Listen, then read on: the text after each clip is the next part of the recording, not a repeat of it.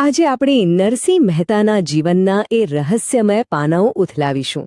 એક એવી વ્યક્તિની આ અસાધારણ ગાથા જેમને સમાજે તિરસ્કૃત કર્યા અને પછી એ જ વ્યક્તિ ભારતના સૌથી આદરણીય કવિ સંતોમાંના એક બન્યા. નરસિંહ મહેતાની આખી વાર્તા શ્રદ્ધાની એક એવી ચરમસીમાની કસોટી છે જે આપણને વિચારવા પર મજબૂર કરી દે છે કે આજે દુનિયા આપણે જોઈએ છે એની પેલેપાર શું છે. તો ચાલો આ સફરને વધુ ઊંડાણથી સમજીએ. કોઈ સંતને સમજવા હોય તો એના બાળપણમાં ડોક્યું કરવું પડે.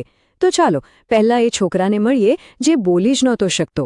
એક એવું બાળક જે આ દુનિયામાં જાણે ખોવાયેલું હતું, જ્યાં એના માટે કોઈ જગ્યા જ નહોતી.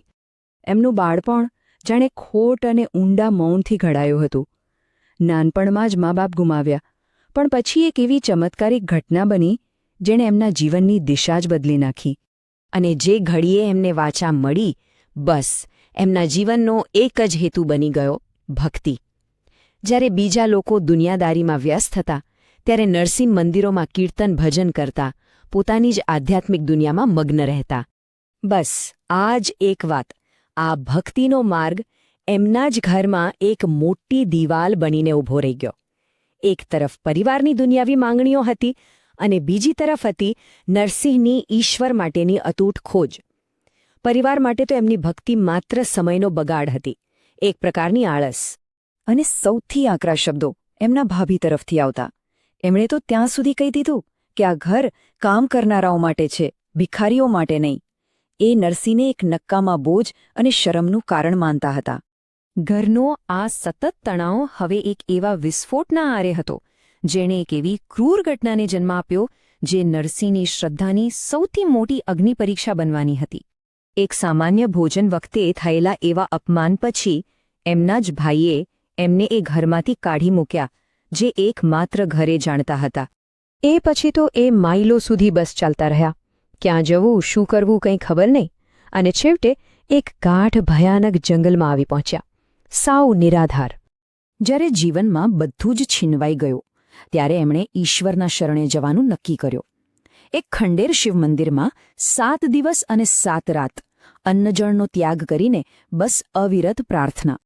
અને કહેવાય છે કે 7મી રાત્રે એમની એ શુદ્ધ અને અડગ તપસ્યાથી પ્રસન્ન થઈને સ્વયં ભગવાન શિવ એમની સમક્ષ પ્રગટ થયા. અને એમને એ ઈચ્છા પૂરી થઈ. એમને એક એવા અલૌકિક અનુભવમાંથી પસાર કરવામાં આવ્યા જ્યાં એમણે ભગવાન કૃષ્ણની દિવ્ય રાસલીલાના સાક્ષાત દર્શન કર્યા. આ એક એવો અનુભવ હતો જેણે એમને અંદરથી હંમેશા માટે બદલી નાખ્યા. ભૌતિક દુનિયામાં પાછા તો ફર્યા, એક નવા જ નરસિંહ બનીને. પણ એમને ક્યાં ખબર હતી કે એમની અસલી અને સૌથી મોટી પરીક્ષાઓ તો હવે શરૂ થવાની હતી. પરિવારે તો એમનામાં જ્ઞાન નહીં પણ ગાંડપણ જોયું, અને આ વખતે એમને હંમેશા માટે ઘરની બહાર કાઢી મૂક્યા. હવે પોતાની પત્ની અને બાળકો સાથે એમની શ્રદ્ધાની કસોટી કોઈ જંગલમાં નથી, પણ આ સમાજની કડવી વાસ્તવિકતાઓ વચ્ચે થવાની હતી. એ પછી તો એમના જીવનમાં એક પછી એક એવી અશક્ય સામાજિક અને આર્થિક કસોટીઓ આવી, જે જાણે એમને અપમાનિત કરવા અને એમની શ્રદ્ધાને ખોટી સાબિત કરવા માટે જ સમાજે ઊભી કરી હતી. પછી એ દીકરીના લગ્ન હોય, દીકરાની જાન હોય કે પિતાનું શ્રાદ્ધ, દરેક વખતે પરિસ્થિતિ અશક્ય લાગતી. પહેલી અને સૌથી મોટી કસોટી આવી એમની દીકરી કુંવરબાઈના લગ્ન વખતે. સાસરિયામાં કરિયાવર એટલે કે દહેજ આપવાનો હતો, પણ નરસિંહ પાસે તો ફૂટી કોડી પણ નહોતી. જ્યારે સામાજિક આબરૂ દાવ પર હતી અને પત્ની પણ નિરાશ હતી, ત્યારે નરસિંહનો જવાબ એકદમ સરળ અને શ્રદ્ધાથી ભરેલો હતો. જે ભગવાન સૌની સંભાળ રાખે છે તે આની પણ સંભાળ રાખશે. અને કહેવાય છે કે એમની આ શ્રદ્ધા ફળી. ખુદ ભગવાન કૃષ્ણ એક વેપારીના રૂપમાં બધો જ સામાન લઈને આવ્યા. એમણે નરસિંહની આબરૂ તો બચાવી, પણ આખા સમાજને આશ્ચર્યમાં મૂકી દીધો. બસ આવી જ વારંવારની જાહેર કસોટીઓ અને એના ચમત્કારિક પરિણામોને કારણે ધીમે ધીમે નરસિંહ મહેતા માટે લોકોની જે ધારણા હતી એમાં એક મોટો બદલાવ આવવા લાગ્યો. યાદ કરો, એમની સફર ક્યાંથી શરૂ થઈ હતી? એક એવા માણસ તરીકે જેમને પોતાના જ ઘરમાંથી તિરસ્કાર મળ્યો હતો, જેમની ભક્તિને આળસ અને પાગલ પણ ગણવામાં આવતું હતું.